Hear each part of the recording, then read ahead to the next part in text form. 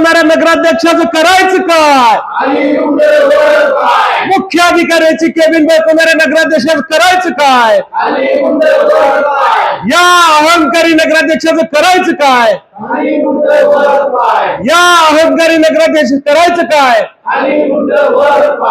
ही रावणाची वृत्ती ठेचून काढलीच पाहिजे. हे आंदोलन करण्याच्या मागे प्रमुख हेतू असा होता की माननीय आपल्या आटपाडी नगरपंचायतचे नगराध्यक्ष युटी जाधव सर यांनी ही केबिन सन्माननीय आपले मुख्य अधिकारी वैभवजी हजारे साहेब इथून प्रशासनाचं काम पाहत होते, परंतु मागच्या 2 दिवसामध्ये त्यांनी मुख्य अधिकाऱ्याला कुठल्याही विचारात घेतलं नाही. मुख्य अधिकाऱ्यांना कल्पनाही नाही, त्यांना सूचनाही दिलेल्या नाहीत, त्यांना माहिती नाही आणि अनधिकृत पद्धतीनं त्यांच्या कॅबिनवरती त्यांनी कब्जा घेतलेला आहे.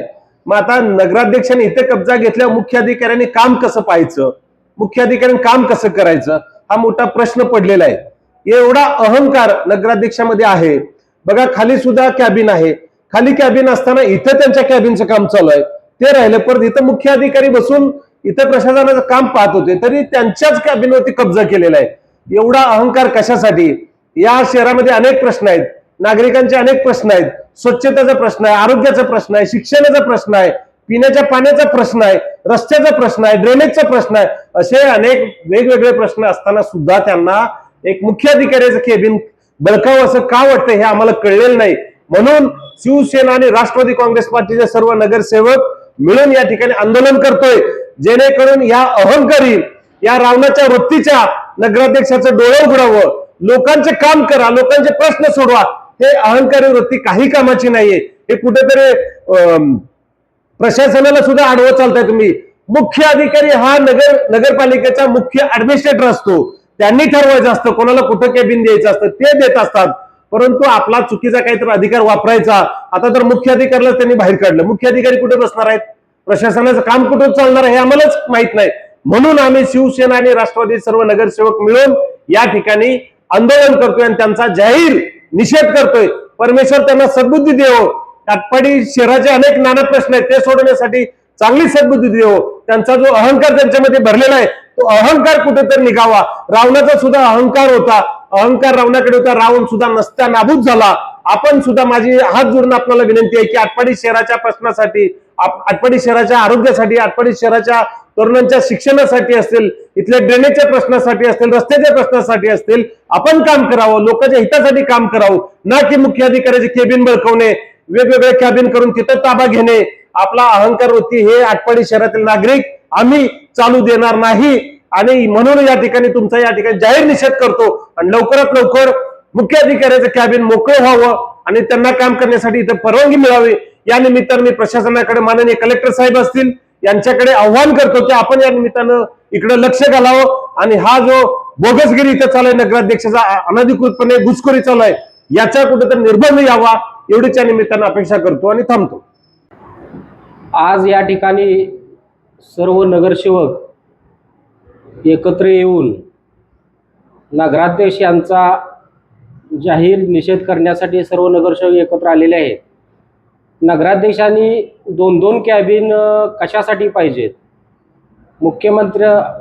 मुख्याधिकाऱ्यांनी जे ऑफिस बनवलं होतं त्या ऑफिसच्या ठिकाणी स्वतःची पाटी नगराध्यक्षांनी लावलेली आहे. त्या ठिकाणी मुख्याधिकाऱ्यांनी त्यांच्या आईचं नावाचा उल्लेख करून पाटी लावलेली होती, तरी त्यांच्या आईच्या नावाची पाटी काढून नगराध्यक्षांनी आपल्या स्वतःची पाटी लावलेली आहे. तरी या घटनेसाठी सर्व नगरसेवक आणि नागरिकांनी एकत्रित येऊन या घटनेचा जाहीर निषेध व्यक्त करण्यात येत आहे. अधिकाऱ्याचा सन्मान केला पाहिजे, ना की त्याचं कॅबिन हडप करून तिथे स्वतःचं कॅबिन केलं नाही पाहिजे. आणि अधिकारी आहे तो, तर अधिकाऱ्याचा सन्मान केलाच पाहिजे. आणि 2-2 कॅबिनची काय गरज आहे नगराध्यक्षाला? काहीच गरज नाही ना. बरं कसं काय ठरावामध्ये घेतलं नाही, काय नाही, काय आम्हाला विश्वास घेतलं नाही, तर काहीच विषय नाही. डायरेक्टलीच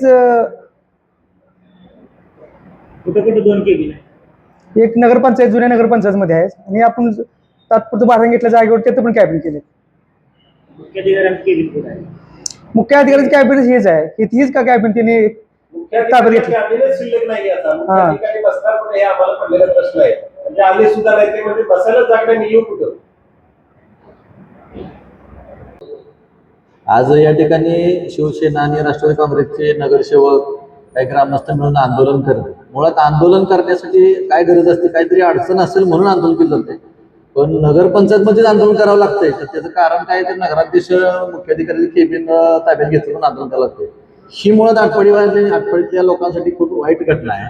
कारण काय आहे, नगरपंचायतचा नगराध्यक्ष ही एक संविधानिक पद आहे. या आटपाडीतल्या लोकांच्या अडचणी काही ठिकाणी आता आटपाडीत पण अतिक्रमण भरपूर आहेत. हे सामंजस्य सोडलं, नगराध्यक्ष स्वतःच अतिक्रमण करायला लागले तर मग लोकांनी कोणाकडे बघितलं पाहिजे, हा एक मुद्दा आहे. नगराध्यक्ष पदासाठी नगराध्यक्षांना केबिन 2 ठिकाणी आहेत. मुळात जुनी इमारत होती त्या ठिकाणी पण नगराध्यक्षांनी स्वतः नगरपंचायतची निवडणूक झाल्या पदग्रहण सोहळा केला, त्यावेळेला त्या जुन्या इमारतीमध्ये त्यांनी नगराध्यक्ष म्हणून हे केलं.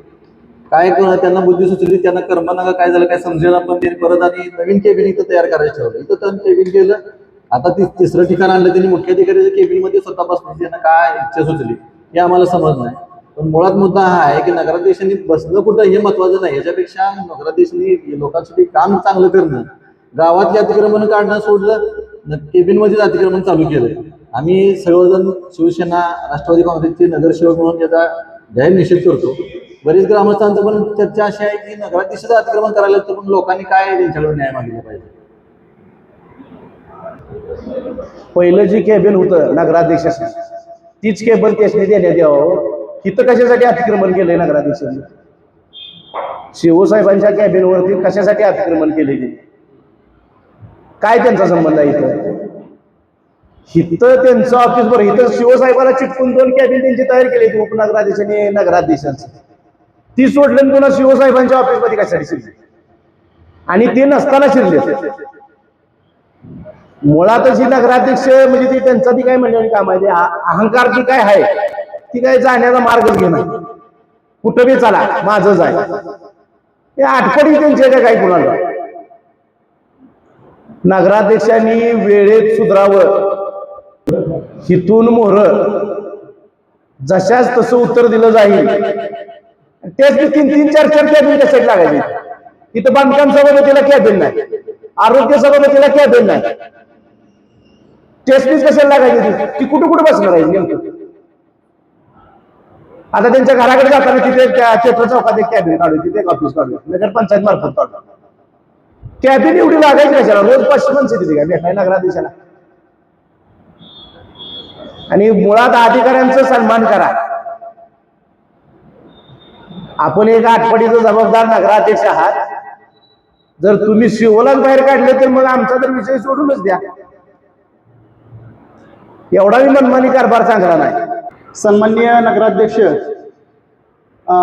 युटी जाधव सर यांचा मी सर्वप्रथम शिवसेना पक्षाकडून जाहीर निषेध व्यक्त करतो.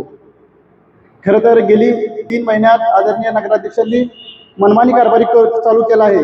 या मनमानी कारभारी त्यांचा मी पूर्णपणे जाहीर निषेध करतो आणि त्यांनी मुख्याधिकारी वैभव हजारे साहेबांना त्यांचं केबिन त्यांनी परत द्यावं आणि त्यांना जनतेची कामं करण्यास मुभा असेल.